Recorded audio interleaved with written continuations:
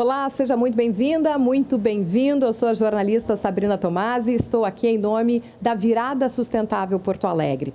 Nós queremos um outro olhar sobre o nosso planeta e queremos levar cada vez mais longe, com a sua ajuda, mensagens sobre essa causa da sustentabilidade e, com isso, trabalhar também os objetivos da Agenda 2030 da ONU.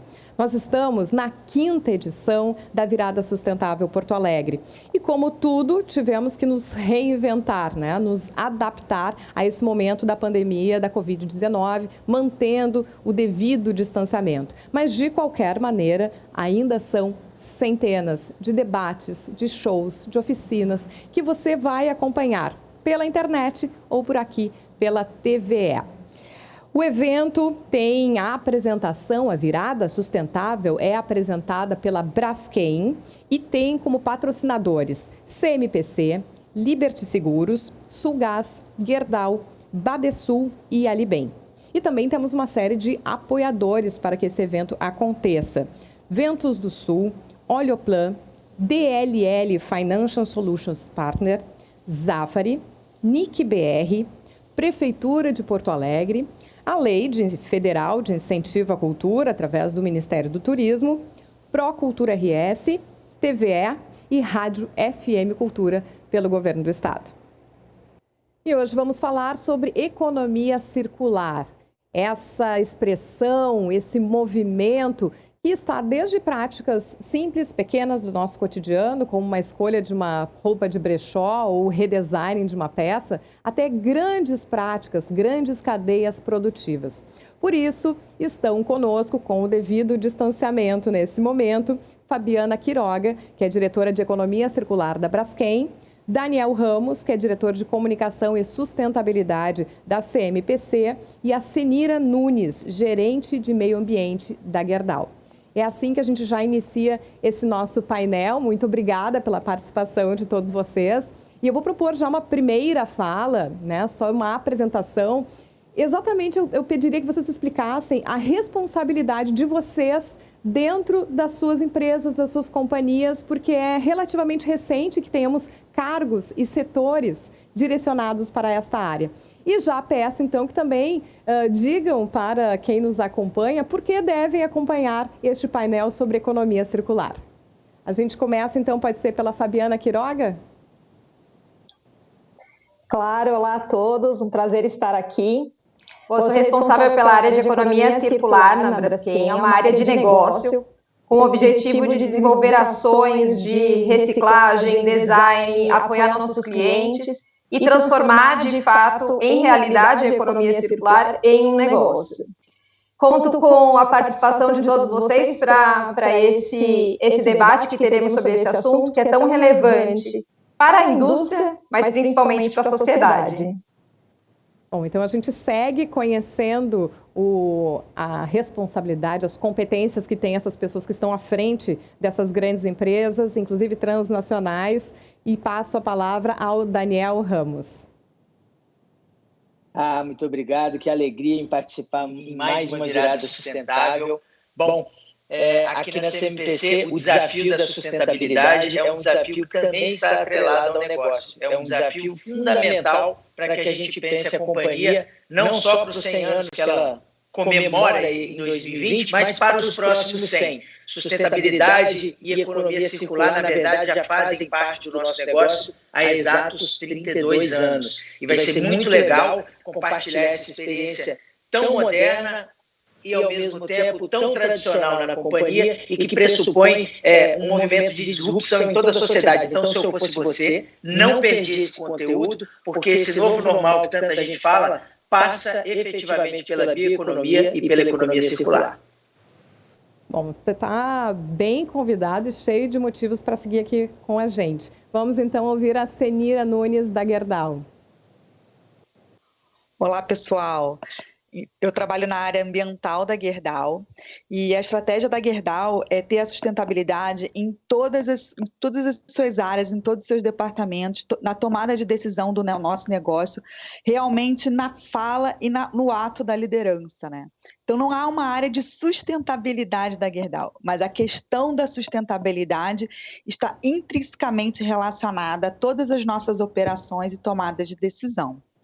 E a Gerdau é uma empresa que vocês vão conhecer um pouquinho melhor ao longo dessa conversa, desse momento, onde a gente vai ver que realmente a economia circular já está no negócio há muito tempo. E, através da reciclagem da sucata, da utilização do biorredutor, enfim, também não vou querer dar muito spoiler, mas a gente vai conseguir trazer a questão da economia circular como algo extremamente importante para que a nossa sociedade consiga evoluir dentro de parâmetros realmente sustentáveis, né? Então, eu acho que essa é a chamada. Muito obrigada mais uma vez pelos esclarecimentos e convites que acabam de fazer. Então, a gente vai para uma rodada de perguntas mais específicas de cada um dos setores, já que estamos aqui com representantes de 3 cadeias produtivas, né? Falando do plástico, do aço e da celulose. E lembrando que este painel, Economia Circular, ele passa por um dos Objetivos de Desenvolvimento Sustentável. Quem acompanha a Virada Sustentável vai lá ver os ODS, né? Os ODS são isso, os Objetivos de Desenvolvimento Sustentável, chamando para a Agenda 2030 da ONU. E um deles é exatamente sobre isso, sobre produção e consumo sustentáveis. E ali existe uma provocação para as grandes empresas transnacionais em tomar medidas. Vou mais uma vez chamar então a Fabiana Quiroga para nos contar. A gente sabe que a Braskem também vem desenvolvendo esse tema da sustentabilidade já há algum tempo. Criou um setor específico para isso lá em 2017. E a gente queria saber, então, que iniciativas, né, já foram impulsionadas e se você já consegue enxergar resultados, inclusive, disso. Sem dúvida. Na verdade, a Braskem, desde a sua origem, tem desenvolvido ações de economia circular e sustentabilidade também, começando um marco muito relevante, a produção do PE verde, que é de fonte renovável, da cana-de-açúcar, que tem menos impacto para o meio ambiente, porque captura CO2. Isso aconteceu em 2010, quando a gente inaugurou a nossa planta e hoje nós somos os maiores produtores no mundo de biopolímero. Quando a gente olha a economia circular, a gente olha desde o design, portanto, a gente oferece uma matéria-prima para a cadeia do plástico renovável, que é o nosso I'm Green, que nós expandimos também para oferecer resinas recicladas, com conteúdo reciclado, fechando, portanto, o ciclo, tanto no início da cadeia com soluções renováveis, como soluções também recicladas. O que é importante é as parcerias com os nossos clientes para o desenvolvimento do design, né? A gente tem que pensar no design com menor impacto e fechando o ciclo. A gente tem várias iniciativas, como o Desafio Design, que acabamos de lançar com a BRF e também com o Boticário para esse ano. O ano passado a gente teve a parceria com a Kimberly-Clark e com a Colgate, também para buscar um design for environment, né? Um desenho do produto pensando no melhor impacto para o meio ambiente e fechando também na sua vida útil como que você pode trazer de volta e transformar em um novo produto. Então, a gente tem trabalhado muito em oferecer soluções para os nossos clientes, desenvolver com eles também uma melhor solução em que tem menos impacto, né, para o meio ambiente. E, além disso, precisamos engajar o consumidor, né? Eu acho que a indústria tem um papel fundamental e a gente tem várias iniciativas junto ao consumidor para que a gente engaje, mostre da importância do consumo consciente, do descarte adequado e quanto é importante valorizar essas soluções sustentáveis. E, por fim, acho que a gente tem várias iniciativas, mas acho que, na medida em que a gente for conversando, a gente vai destacando. Tem um papel importante nessa cadeia de reciclagem, os catadores, as cooperativas de reciclagem, e essas cooperativas a gente tem programas de apoio, como o nosso programa Ser Mais, que é um outro exemplo de ações. E quando você fala em resultados, acho que os resultados são, além de trazer um diferencial para os nossos clientes de soluções sustentáveis, portanto, a gente tem ampliado cada vez mais nosso portfólio de produto e de clientes interessados numa solução diferenciada. como também um impacto para a sociedade e para a comunidade onde a gente atua, trazendo essas soluções, fechando o ciclo e tendo menor impacto, tanto para o meio ambiente, trazendo oportunidades para as comunidades onde a gente atua. Obrigada, Fabiana. Certamente a gente vai voltar em alguns desses pontos aqui ao longo do nosso painel. E eu quero perguntar para o Daniel Ramos, você mesmo mencionou aqui nessa abertura que a CMPC é uma empresa centenária e vocês transformaram sustentabilidade em um valor para a empresa. Como é que vocês conseguiram fazer isso, né? Porque existe aí uma mudança de mentalidade, é uma empresa grande, é uma empresa tradicional, fazer exatamente essa virada sustentável dentro da companhia.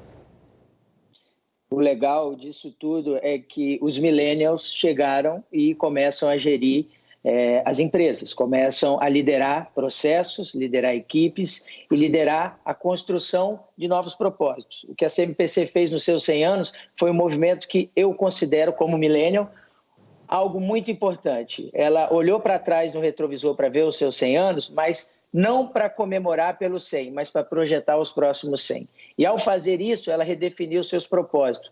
E o propósito da companhia agora vem antes do lucro. E o propósito está muito atrelado a viver, conviver, criar e conservar. O negócio de celulose hoje não é porque ele desejou ser, mas é porque ele naturalmente se tornou um negócio circular.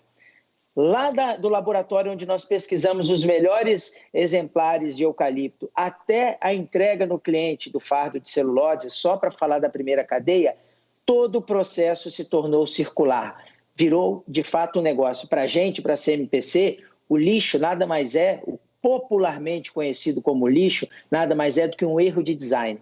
Porque quando você intervém com o design em cima do resíduo, que é o nome mais glamuroso para o lixo, a gente consegue transformar ele, essa brincadeira gostosa de ser feita, faz com que a gente transforme esse resíduo, só para falar de uma iniciativa, em 15 novos produtos, começando a circularidade de uma nova cadeia, empregando 90 pessoas e gerando a receita anual de 16 milhões. Ou seja, para a CMPC, só para falar de um exemplo por enquanto, recircular 99,8% de todo o nosso resíduo gerado no processo industrial, fazer isso gera uma nova cadeia econômica com 15 novos produtos, 90 famílias empregadas e uma receita anual bruta de 16,5 milhões de reais. Ou seja, lixo é um erro de design e a economia circular é um processo inteligente que veio para ficar, e as companhias que se querem pensar para um próximo centenário precisam abraçar isso de verdade e não simplesmente como estratégia de comunicação.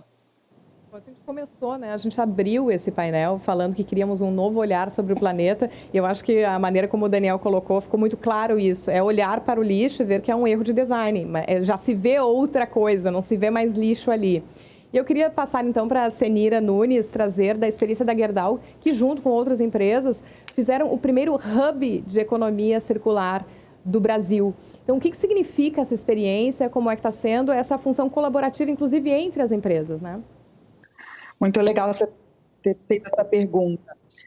A Gerdau, ela realmente já tem dentro do seu trabalho, dentro do seu processo, a economia circular, né, intrínseca, como eu disse inicialmente, porque a gente recicla hoje cerca de 13 milhões de toneladas de sucata, ou seja, 73% do que a gente produz de aço é feito a partir de sucata, né? Mas a gente não tinha, digamos, uma estratégia de economia circular. A gente trabalhava a circularidade, mas não existia essa estratégia bem definida. Em 2018, a gente participou de um evento na Europa sobre o assunto, sobre a siderurgia e a economia circular, e fez todo sentido a gente trabalhar de uma forma mais estruturada, com mais apoio, com realmente trabalhando a colaboração, porque economia circular está relacionado à cadeia, está relacionado à colaboração. E a gente começou a conversar com a Beatriz Luz, uma pessoa que realmente é uma referência para a economia circular no Brasil, e com essas conversas com a Beatriz, acabou se criando o primeiro hub, né, de economia circular brasileira, que tem como realmente objetivo gerar parceria, não só com o setor privado, mas setor público, academia, instituições que querem gerar conhecimento e ações conjuntas para a gente poder ter mais debate sobre economia circular, trazer a questão da economia circular para a pauta e principalmente buscando aí alternativas entre nós mesmos, né? Então a gente já tem aí alguns resultados trabalhando com empresas relacionadas à linha branca para receber a sucata, né? Ao final da vida útil da geladeira, do fogão, parceria com o pessoal da indústria cosmética, utilizando um dos nossos resíduos, né? Que se tornam produtos numa outra cadeia. Então esse hub realmente veio para gerar conhecimento, para trazer ação conjunta, não esperar algo da política pública, mas ser protagonista dessa transformação. Agora é muito interessante ver realmente as iniciativas e as práticas, né? O que já se tornou realidade. Só que em Porto Alegre a gente já tem 5 edições da Virada Sustentável, é um tema que vem sendo batido há tanto tempo e é muito bom poder enxergar iniciativas como essas. Deixa eu fazer uma pergunta geral novamente, porque a gente falou já aqui de produto, de consumo, de colaboração. Quais são, para vocês três, os desafios práticos hoje no Brasil para que essa cadeia de economia circular possa crescer, né? Ser mais efetiva, atingir ainda mais cadeias e setores? Começando aqui, Daniel Ramos. Eu tenho uma visão muito positiva em relação à perspectiva que o Brasil se insere, que o mundo se insere. Penso da seguinte maneira: é hora de um ativismo corporativo. É hora das empresas, e sobretudo nós, das grandes empresas, liderarmos processos de mudança.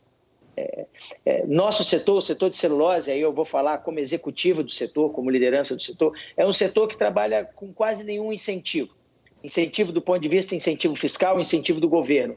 E por conta própria, ou por força própria, melhor dizendo, pode ajudar a transformar muita coisa. Vou dar um exemplo da circularidade nessa discussão que a gente desenvolve aqui. Eu poderia direcionar anualmente 600 mil toneladas de resíduo, 600 mil toneladas de riqueza para aterros controlados. Poderia fazer isso. Política pública me possibilita fazer isso. Essa brincadeira custa $12 por tonelada de celulose. A gestão inadequada de um recurso circular, chamado de lixo, custa $12 por tonelada de celulose. Nós produzimos 2 milhões de toneladas só na planta que eu estou aqui no Rio Grande do Sul. Você imagina o quanto de riqueza tem aí. Eu poderia destinar, a política pública me possibilita, mas não. A empresa, e aí precisa de vontade, precisa de novos líderes efetivamente interessados em fazer a coisa acontecer. A empresa definiu que não, nós não vamos destinar nada para aterro controlado. Nós vamos transformar isso em novos produtos. E exemplos claros, essa estratégia bem desenhada faz com que a manutenção de praças, parques e jardins de todas as cidades do Rio Grande do Sul seja feita com o nosso adubo produzido a partir da transformação do nosso resíduo. Que todo móvel de madeira em MDF que é produzido no Rio Grande do Sul tenha na sua base produtiva, na composição daquele MDF, daquele armário, daquele sofá, um resíduo de casca de eucalipto ou de serragem do nosso processo produtivo.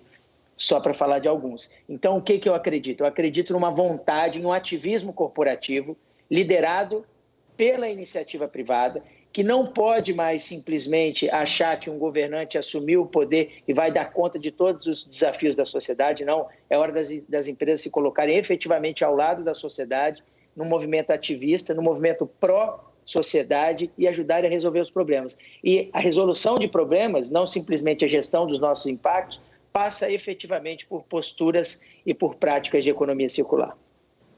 Bom, é interessante que as pessoas ouvindo essa fala conseguem também ter noção do contato que já tem com os resultados dessa economia circular, né? Os seus móveis, as praças que frequentam, como é que chega até elas, toda uma movimentação dessas grandes empresas.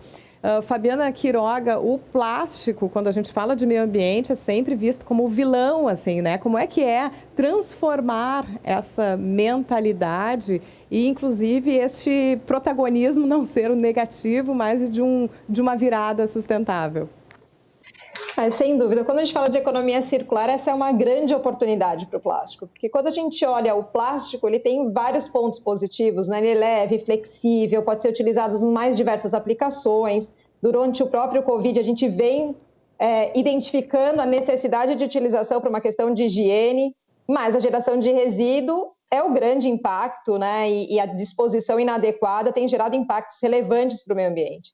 Quando a gente fala de economia circular, que você deixa de ser lixo, como, né, muito bem mencionado, e passa a ser matéria-prima, você deixa de ter este problema, que é algo super relevante, para valorizar aquilo que na verdade, não é um resíduo, e sim uma matéria-prima para o novo processo produtivo.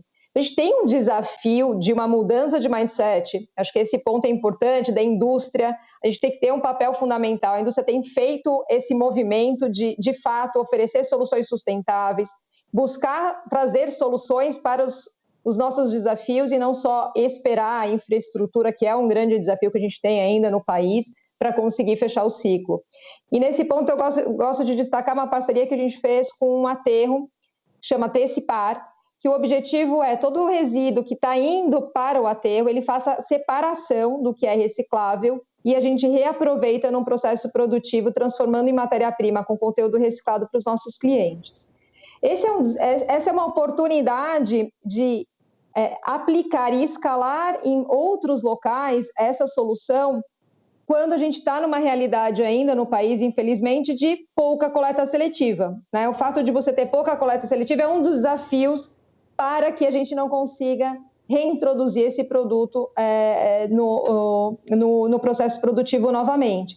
E essa é uma solução em parceria, e acho que esse ponto foi muito bem colocado pela Senina, o quanto que é importante colaboração entre a indústria, entre o governo, entre a academia, para que a gente consiga alcançar esse objetivo. Então, a gente tem vários desafios, acho que para o plástico, a economia circular, essa oportunidade de transformar o que é resíduo em uma matéria-prima, é a grande oportunidade de virada, de a gente mostrar o quanto é uma solução sustentável para o país, para a sociedade e para o planeta. E Senira, os desafios práticos, então, reforçando essa pergunta que passei a todos lá na Gerdau, o desafio prático de se implantar e se desenvolver a economia circular no Brasil. A gente tem um bom arcabouço, né, quando a gente pensa em termos legais, né, a gente tem a Política Nacional de Resíduos Sólidos, a Logística Reversa, são legislações que são importantes, que o nosso país tem, mas que são difíceis hoje de operacionalizar, trazer para a realidade. E aí a gente se coloca naquela posição, né? Como eu faço para trazer a economia circular para a vida real? Ok, a Gerdau é um grande reciclador, ela já está dentro da economia circular quando a gente pensa aí na questão da sucata, né? Enfim. Mas a economia circular tem outros vieses, né? Tem o viés do reuso, da remanufatura, do redesign, né? Então, eu acho que um grande desafio da Gerdau foi pensar o seu processo não somente como um grande reciclador, que já é algo impressionante, né? Na teoria, né? da questão, mas pensar nos seus próprios produtos, né? E a gente tem aí um caso muito interessante, que eu acho que foi um marco para a empresa, né? Que a gente desenvolveu um piloto de redesign de um produto nosso, ele chama cilindro de laminação, né? Uma peça de aço maciço, enorme, do tamanho de um carro. E esse produto teria muita dificuldade de retornar, de voltar para um processo, né? E exatamente pelas suas características, como eu falei, é maciço, é grande, né? Então, esse projeto, ele viabilizou a logística reversa desse produto, né? Possibilitando o desmonte desse material, retornando ele para a Gerdau, transformando ele num novo cilindro, né? As partes dele sendo utilizadas para um novo cilindro, e assim a gente gera tanto fidelização do cliente, porque a gente dá um desconto para esse retorno, quanto a gente ganha em rastreabilidade, ganha economia circular, a gente teve apoio também da academia, através da Dom Cabral. Então, a gente está trabalhando para escalar esse projeto, né? E eu acho que essa mudança assim, de pensar na economia circular com outros olhos, né? Não somente o olhar da reciclagem, mas o olhar do redesign do nosso produto, que é um produto aço, é um produto assim, que a gente no começo não via muitas oportunidades, mas a gente realmente trazendo a academia, trazendo os clientes para conversar, a nossa equipe de P&D, então a gente encontrou esse nicho, essa oportunidade, e eu acho que foi um marco realmente para a organização. Bom, a Senira reforça bastante a questão da colaboração mesmo, né? Isoladamente não sai uma economia circular. Daniel Ramos, vocês têm conseguido contagiar os parceiros de vocês também, né? Então, ampliando esse setor, essa presença, manifestação das empresas nos seus diferentes ramos, já que tem, né, este alcance, uma empresa desse tamanho? Você sabe que esse movimento de circularidade, esse movimento de migração para a bioeconomia do setor de celulose foi um movimento conjunto. E há, sim, muita cooperação e muito trabalho colaborativo no setor. Nós somos concorrentes, mas de um mercado que, diferente do mercado B2C, né, das empresas que produzem direto para o consumidor, o mercado B2B, as empresas que produzem direto para outras empresas que vão transformar seus produtos, é uma concorrência relativa. Então, há muita cooperação. E a cooperação se dá também em questões relacionadas à sustentabilidade. Por exemplo, nenhuma outra planta do mundo tinha um percentual tão alto de circularidade, de 99,8%, em seus processos produtivos. O que nós fizemos foi transferir tecnologia aberta completamente para outras plantas, mesmo no Brasil, que é o maior produtor de celulose do mundo, essa tecnologia. E hoje muitas operações, sejam elas mais antigas ou novos projetos, já estão com taxas de circularidade muito grandes. Vale considerar também que o próprio negócio ele impõe que as empresas desenvolvam tecnologias porque elas precisam baixar seu custo e diminuir cada vez mais o impacto delas de uma maneira geral no meio ambiente. Então, uma planta de celulose hoje ela é altamente demandante de energia e não dá para se manter o custo operacional de uma planta, não dá para se manter a competitividade de uma operação de celulose com a compra de energia não renovável ou com a compra de energia disponível no mercado. Então, o que uma planta naturalmente faz? No processo de produção de celulose, a gente separa parte daquele lixo, né, daquela riqueza toda que não é utilizada para a produção de celulose, que no nosso caso é a lignina, que é o licor negro, altamente energético, transforma ele em eletricidade e com isso a gente quase se torna autossuficiente, a gente atinge 83% de produção de energia própria com o uso do lixo, né? Com aquele errinho de design, ele se tornou uma energia, um insumo tão caro para a produção de celulose, e com isso a gente só demanda 13% da energia, de compra de energia nova. Então, circularidade deixou de ser um acessório, deixou de ser algo somente para se comunicar. E, claro, mais uma vez, reforçando muito o que a Cenira e a Fabiana disseram, precisa de colaboração e o setor de celulose, nesse sentido, ele é muito friendly, sabe? Ele é muito simpático e as coisas circulam de verdade, até nas ideias. Bom, a gente vem aí de uma proposta de falar de desafios práticos e mencionamos uma série de situações. Fabiana Quiroga, para a Braskem, certamente vocês têm essa mesma intenção junto aos seus parceiros, né? De que tenham essa mesma mentalidade, mas a gente também tem que entender onde é que entra o consumidor, né, nessa história. De que maneira você que está assistindo este painel, que foi convidado a assistir e entender melhor o que está nessa cadeia, pode contribuir para que tudo isso que a gente está falando aqui em termos empresariais possa se tornar uma realidade. Então, como é que vocês enxergam a questão da responsabilidade individual também, né, do consumidor e individual de quem entra em contato com vocês nas empresas? Sem dúvida. Eu sempre costumo dizer que nós, como indústrias, temos nosso papel, temos que assumi-lo e liderá-lo, mas nós, como indivíduos, somos parte importante dessa solução. E eu começo primeiro com relação à demanda. Acho que quanto mais os consumidores demandarem por soluções sustentáveis, valorizar a solução sustentável, né? Uma embalagem que é de fonte renovável, uma embalagem que é retornável ou reciclada, mais a indústria vai se movimentar e essa demanda vai trazer oportunidades de negócio. Então, acho que assim, do ponto de vista de demanda, o consumidor tem um papel fundamental. E é um ponto importante nesse aspecto de demanda, de que, assim, quando a gente conversa com os brand owners, donos das marcas, né, que são clientes dos nossos clientes, um ponto muito crítico é que se você muda algo do produto que impacta o consumidor na forma de consumo ou traz alguma dificuldade, é mais difícil você implementar essa solução. Mas o mindset tem que mudar, acho que tem que ter esse olhar mais crítico de que essa é uma solução que pode me trazer uma inconveniência, não é tão conveniente, mas, por outro lado, tem menos impacto para o planeta, vamos fazer essa escolha. Então, acho que tem este lado da demanda, que tem um papel muito importante para a indústria, e o outro lado, que quando a gente fala de circularidade, a disposição adequada.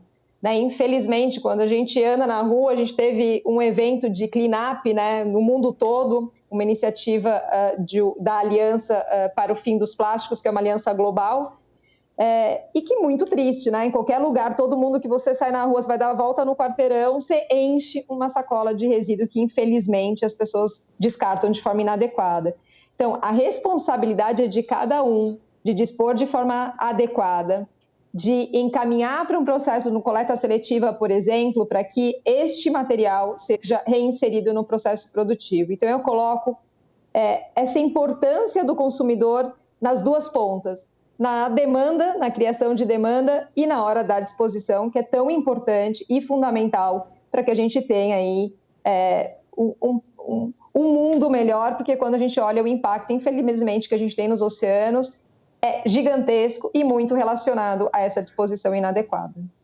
Bom, Senira Nunes, você mesmo colocou, estando dentro da Gerdau, como foi difícil olhar o aço e pensar nele como algo, dentro dessa cadeia da economia circular. Para o consumidor, que talvez tenha um olhar ainda mais difícil de ser traduzido e tocado, como é que vocês falam com este consumidor que está lá na ponta, ou o consumidor de quem trabalha na parceria com vocês, para entender essa disposição e o seu papel também nessas escolhas? O consumidor, como disse a Fabiana, ele tem um papel muito importante, Ele que faz a escolha final, a educação para que um consumidor saiba que aquilo ali que ele está comprando, que ele está adquirindo, tem um impacto ambiental diferenciado, que ele vem de um material renovável, reciclável, é muito importante, E dentro dos nossos clientes, a gente tem trabalhado, a gente tem parcerias muito grandes, muito antigas, com empresas, grandes produtoras de carro, de linha branca, para exatamente retornar essa sucata para o nosso processo, Então, o cliente também se torna fornecedor de matéria-prima, e a gente também tem um trabalho muito forte, bastante conhecido, de trabalhar com recicladores, com sucateiros, realmente a geladeira velha, a bicicleta velha, que vai parar ali naquelas cooperativas de reciclagem, que eles possam retornar para a Gerdau de uma forma justa, realmente incentivando essas cooperativas, dando apoio, orientando, muitas vezes até mesmo disponibilizando questões básicas de segurança do trabalho, que é um valor muito importante para a nossa organização. Então, essa questão do cliente, dele saber o que ele está fazendo, o que ele tem que fazer com o seu produto final, que é o que ele tem que fazer com o nosso produto final, que para ele é um resíduo, mas que para nós é um insumo, A gente tem trabalhado há muitos anos, realmente, com não só nessa pegada de quem fabrica, da indústria, mas com muita parceria com cooperativas de reciclagem, projetos com a ABAço, que é a Associação Brasileira das Embalagens de Aço, por exemplo, é um parceiro nosso antigo. A gente tem buscado sucata de fontes diferentes, como, por exemplo, parcerias com o Detran, pegando aqueles carros que estão sucateados e transformando eles novamente num aço novo, de qualidade igual. Navios, não sei se alguém já reparou nos navios que às vezes ficam encostados ali, se degradando, esses navios também temos feito parcerias para retornar essa sucata. Então, o cliente, tanto na questão de entender, de essa consciência que a gente tem que ter como consumidor, buscar saber o que é de fonte renovável, reciclável, quanto incentivar a nossa cadeia como um todo para que retorne esse material, para que se torne um novo produto de fato, eu acho que tem sido os dois pilares aí importantes para a Gerdau nesse sentido aí de cliente produtor de aço. Bom, certamente é também um desafio, uma proposta deste painel, unir essas pontas, Conhecer você que está em casa, conhecer um pouco mais do que acontece dentro dessas cadeias produtivas e entender o seu papel de responsabilidade quando olha lá, vê o que chega para vocês enquanto produto e que possa virar resíduo, que volte para esta economia circular que estamos aqui tratando. Mas, claro, a gente falou aí do papel do consumidor, falamos, o Daniel mencionou bem a questão de um ativismo corporativo, né? Essa movimentação das empresas para que possam realmente fazer essa transformação, mas não dá para deixar de passar sobre uma questão de políticas públicas mesmo, dentro do nosso país, dentro dos governos, dentro dos municípios, todas essas esferas de poder que podem, de alguma maneira, contribuir. Então, Daniel, começo por ti perguntando, né, o que precisamos ainda, porque já existe uma série de legislações, existe já a legislação sobre logística reversa, o que ainda precisa ser feito, se é que precisa ser feito? Eu acredito que o avanço das legislações vão ser avanços para premiar e não para punir. Acho que as legislações punitivas, elas já existem. A legislação ambiental brasileira, ela é uma legislação bastante rígida. E no caso do setor de celulose, ainda existem os processos de certificações internacionais que certificam as empresas do setor. Então, é um duplo controle do ponto de vista de ações que não se recomenda que as empresas tenham, né? Ações ambientalmente irresponsáveis e socialmente também, digamos assim.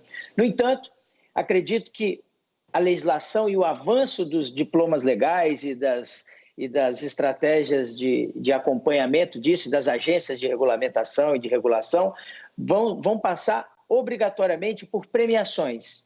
Premiar empresas que trabalham do ponto de vista da economia circular na prática. E o desafio é triplo, não é só a economia circular. Sinto muito, mas agregou-se outros 2 satélites ao satélite principal da economia circular, que são a obrigatoriedade de nós, empresas, criarmos estratégias claras de geração de valor compartilhado. Então, não basta circular o seu resíduo, criando novas cadeias ou trazendo para a sua própria.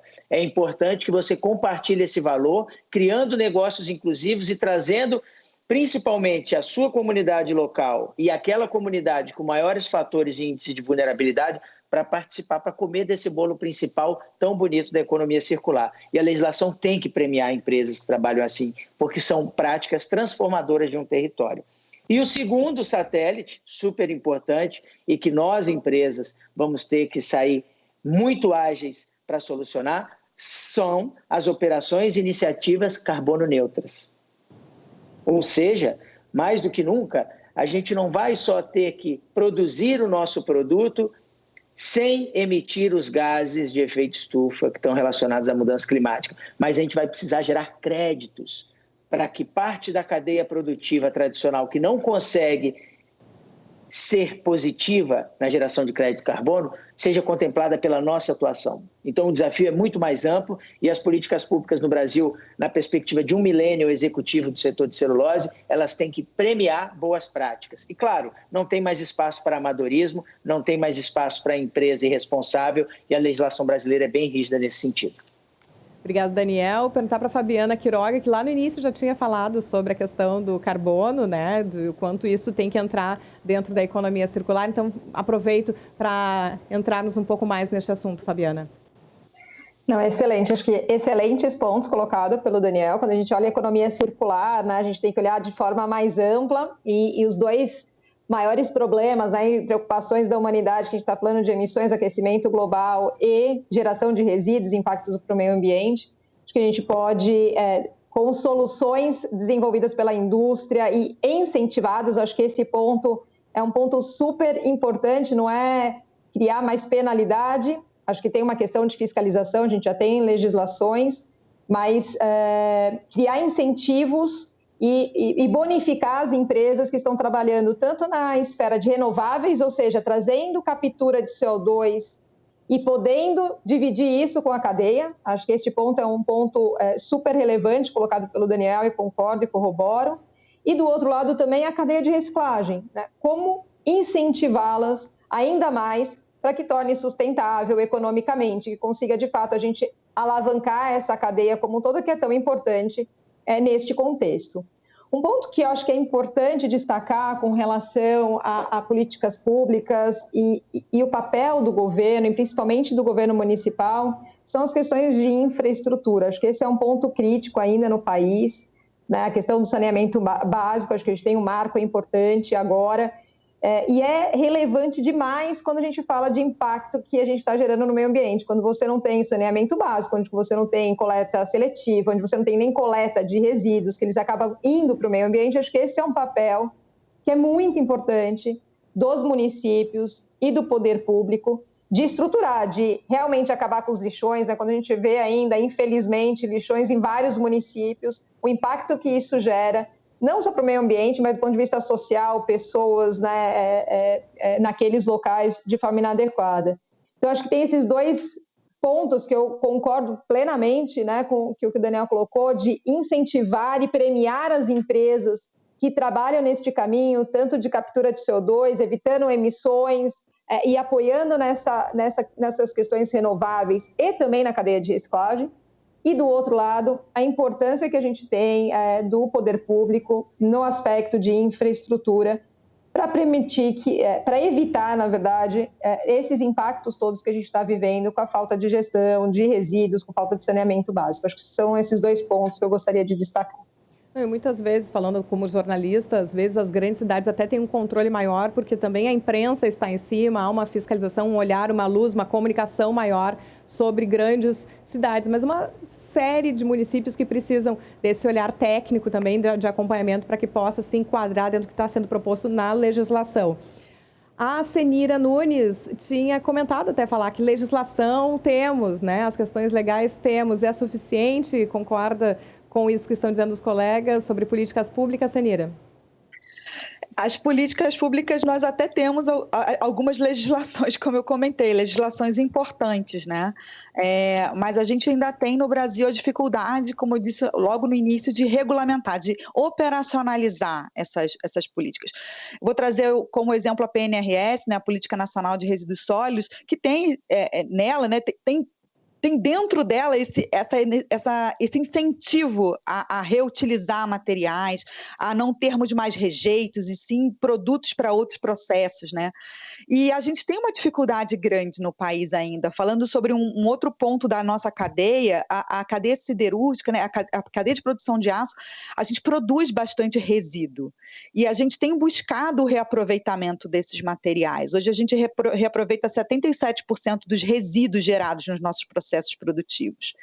E a gente tem trabalhado com muita pesquisa e desenvolvimento, a gente tem uma área dedicada a esse reaproveitamento dos nossos resíduos, seja internamente, seja em outras cadeias produtivas, mas quando a gente olha as políticas públicas, trazendo aí o que os colegas trouxeram também, a gente não tem um incentivo, não existe algum tipo de incentivo financeiro ou fiscal, ou até, como as leis ambientais são muito rígidas, esses resíduos que podem ser usados em outras cadeias, muitas vezes são vistos como algo menor, materiais que teriam uma classe inferior a matérias-primas virgens, o que não é uma verdade, né?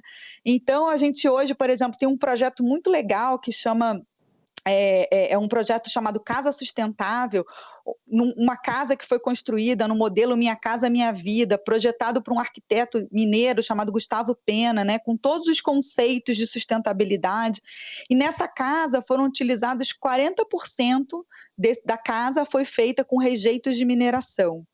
Então, essa casa fica dentro de uma área nossa de educação ambiental, lá em Minas Gerais, e a gente realmente conseguiu comprovar que, utilizando um resíduo, né, utilizando um material que poderia estar lá dentro de uma disposição, né, de um aterro, enfim, a gente pode realmente transformá-lo em algo interessante para a sociedade, né?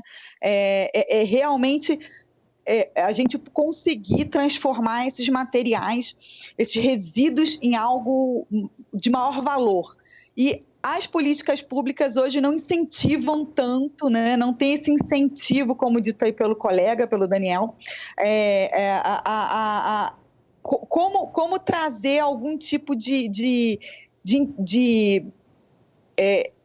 adequação a essa legislação que nos permita fazer esses movimentos, transformando resíduos em insumos de outros processos, realmente trazendo a carga legal, tirando essa carga legal e trazendo incentivos fiscais, enfim, acho que é isso que nos falta hoje em dia. Bom, eu não quero deixar de abordar com vocês esse momento diferente que a gente está vivendo, né? Até o fato de estarmos aqui numa situação de distanciamento, eu sozinha aqui no estúdio, vocês longe, né, numa conexão online, isso é ótimo, né? Que se faça possível, mas a gente é um momento atípico. Eu queria saber como isso tocou as empresas de vocês e a mentalidade nesse momento, se vai existir de fato um novo normal, que tanto se falou no início, mas eu acho até que já se parou de falar sobre isso, aquele momento em que estava todo mundo mais recolhido no mundo e que se mostrava rios limpos, um céu sem poluição. Será que as pessoas, de alguma maneira, e você pode refletir também, que acompanha esse painel aí de casa, na internet, aqui na TVE, se de alguma maneira mudou de fato, comportamentos, mentalidades, ou é o momento e volta tudo como está? O que vocês acham? Fabiana Quiroga. Eu acho que o impacto foi muito grande. Primeira coisa é que mostrou para a gente que a gente não tem controle, né? Porque da noite para o dia a gente teve que mudar toda a nossa rotina, a forma de trabalho, como lidar com a família, então acho que teve impacto grande. O que eu gosto de destacar, é que eu acho que isso é muito forte, né, durante a pandemia, foi a solidariedade, humanidade, né, e colaboração. Eu acho que, fazendo um paralelo quando a gente está falando de economia circular, acho que isso foi muito forte durante a pandemia, né, a junção de empresas em busca de soluções, de como minimizar o impacto para aqueles menos favorecidos, e essa colaboração ela é essencial para a gente fazer essa transformação em economia circular. Então, acho que a gente teve aí, estamos vivendo esse desafio e, ao mesmo tempo, uma oportunidade de a gente olhar diferente para as empresas, não mais como concorrentes, mas como parceiras para solucionar um problema, como aconteceu no Covid e como é necessário também na economia circular. Então, acho que o que eu gosto de destacar é que eu acho que vai ser diferente, eu acho que isso trouxe essa visão de solidariedade e cooperação, que vai ser diferente daqui para frente, unindo mais esforços em prol de um mesmo objetivo. Eu vejo desta forma como algo diferente que veio para ficar e que vai realmente transformar a forma de atuação das companhias e da gente como ser humano. Daniel Ramos, concorda com a Fabiana? Assim, concordo tanto que eu poderia falar, já fui contemplado na fala da Fabiana. Porque, nós queremos ouvi-lo. Não, mas de fato concordo com tudo que a Fabiana disse e, para não ser repetitivo, eu queria acrescentar outros 2 pontos. Primeiro ponto é que a pandemia ela fez com que ela encurtou algo que talvez levasse mais do que 50 anos. As empresas e as instituições, na verdade, as instituições de uma maneira geral, passam no Brasil e no mundo por uma crise de reputação e credibilidade muito grande, né? A gente tem acompanhado isso. E a pandemia deu a oportunidade das empresas genuinamente solidárias e preocupadas com as pessoas, não só as suas colaboradores e seus familiares, mas com as suas comunidades do entorno, ou seja, seu círculo de vizinhança, deu a oportunidade que elas efetivamente ajudassem naquilo que era fundamental para as pessoas. Independente daquela atuação, imagino que nem Gerdau, nem Braskem tivessem a saúde como pilar principal da sua política de investimento social privado. Nós aqui na CMPC também não tínhamos. No entanto, o que a sociedade precisava naquele momento era ajuda relacionada a medidas preventivas, máscara, álcool em gel, respirador, ou suporte para medidas de saúde de média e alta complexidade, construção de hospitais, ajudar com equipamentos para que as UTIs Covid fossem montadas, e essa solidariedade genuína das empresas, essa ajuda efetiva e rápida fez com que a imagem e a reputação, que levaria 50 anos, talvez até muito mais para ser reconquistada, esse período foi encurtado com posturas efetivas das empresas. Isso é uma coisa que essa pandemia ensinou e trouxe para as empresas genuinamente preocupadas com as pessoas. E segundo, que é uma coisa também super importante, foi que essa pandemia acelerou os processos e a tomada de decisões das empresas. Ou seja, Isso quer dizer que, a gente está entrando aí, talvez, né, tirando esses segundos ciclos de contaminação, a gente parece chegando num período de novo normal. E nesse novo normal não cabem mais posturas que no passado as empresas vinham largando, mas arrastando esse abandono de algumas práticas que, do ponto de vista de sustentabilidade, já não são as melhores. Eu acho que essa oportunidade, esse novo normal, vai fazer com que essa cisão e essa mudança exponencial de postura ela seja muito mais rápida e vai caber no mundo, sim, empresas mais solidárias e mais conectadas com a bioeconomia. Bom, me parece que um termo que você usou aí, que é genuinamente, né, é bem importante, porque assim como algumas empresas tiveram sua reputação alavancada, outras terminaram com a sua reputação nesse período também, né? Então tem a questão de ser genuíno no que faz. Foi uma aceleração para todos os lados. Senira, concorda com isso, não só com a questão da reputação, mas essa aceleração que aconteceu nesse processo da pandemia, como é que isso tocou vocês, esse momento de pandemia da Covid? Sem dúvida, eu acho que a questão da solidariedade trazida pelos colegas, né, a gente se sentir mais, ao mesmo tempo, distante fisicamente, mas cada vez mais próximos, né, porque precisávamos uns dos outros, né, da colaboração geral da sociedade.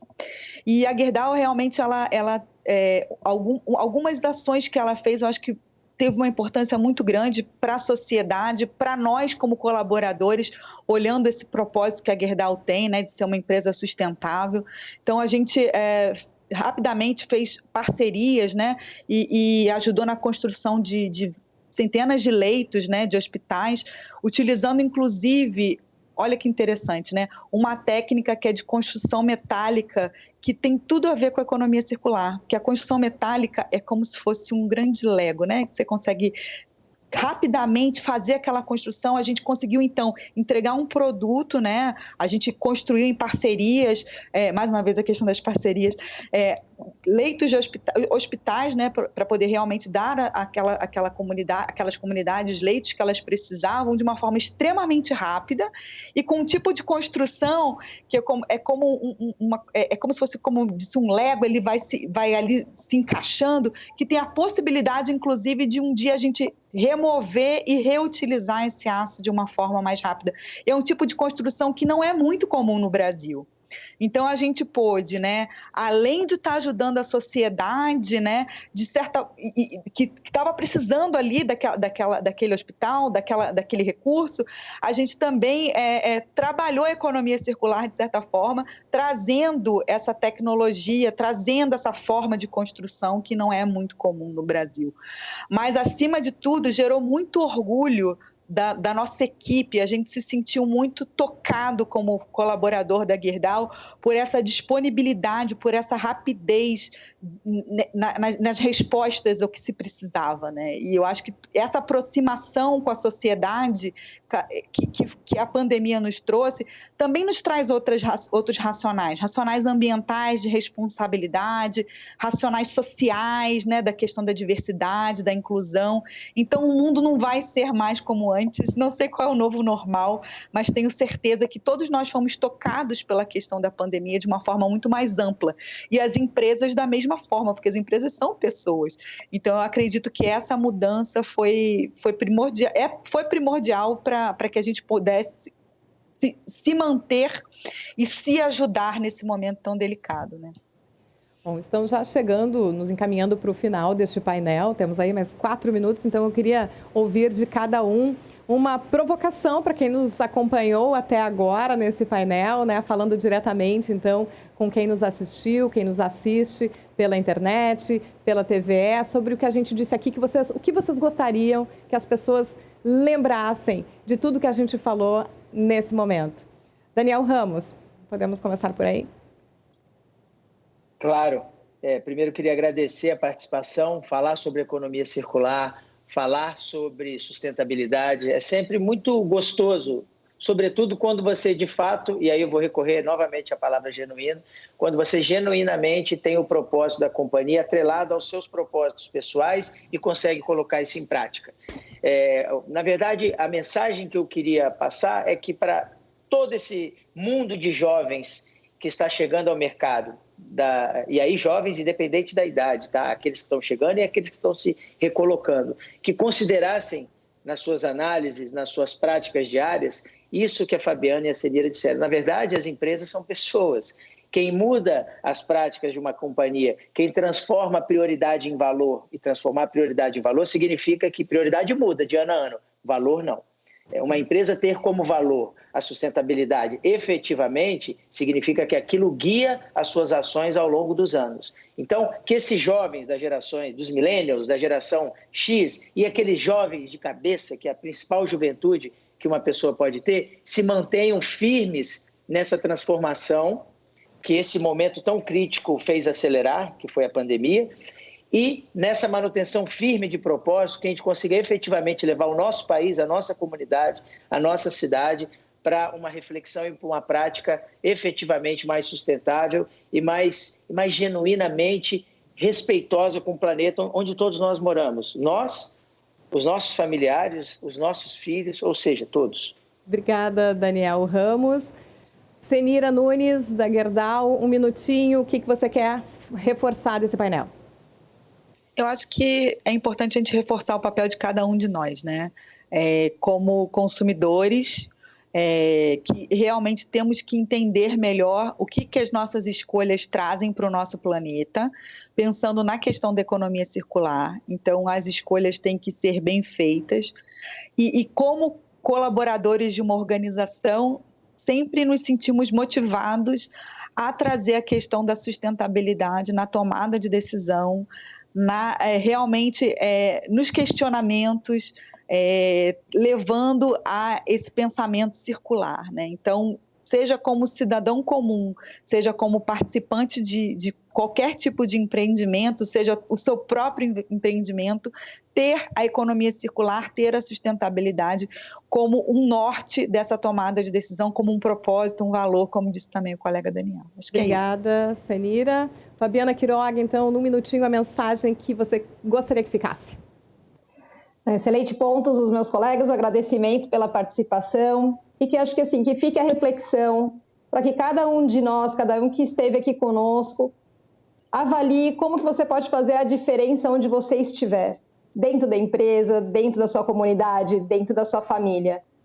O propósito é o que nos move, acho que ter na vida qual que é o nosso propósito e olhar o planeta como algo fundamental para a nossa sobrevivência e como a gente pode fazer para tornar o melhor, para evitar os impactos que a gente tem causado, que fica aqui a minha mensagem de reflexão para todos que estiveram conosco, de como nós, como indivíduo, podemos fazer a diferença onde nós estivermos, sempre com esse olhar de sustentabilidade, menos impacto, cooperação e humanidade junto com aqueles que estão conosco.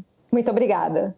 Eu agradeço aqui em nome da Virada Sustentável, a Fabiana Quiroga, lá da Braskem, a Senira Nunes, da Gerdau, Daniel Ramos, da CMPC, por todo esse conteúdo que eu acho que a gente conseguiu entregar para você que nos acompanhou até aqui. E agradeço especialmente a sua adesão, participação, que a gente possa ter gerado aí uma série de provocações. Os painéis da Virada Sustentável Porto Alegre não terminam aqui, a gente segue nos próximos domingos na TVE e você acessando também pela internet. Então fica também o convite para você acessar no Face e no YouTube da Virada Sustentável. Até o próximo!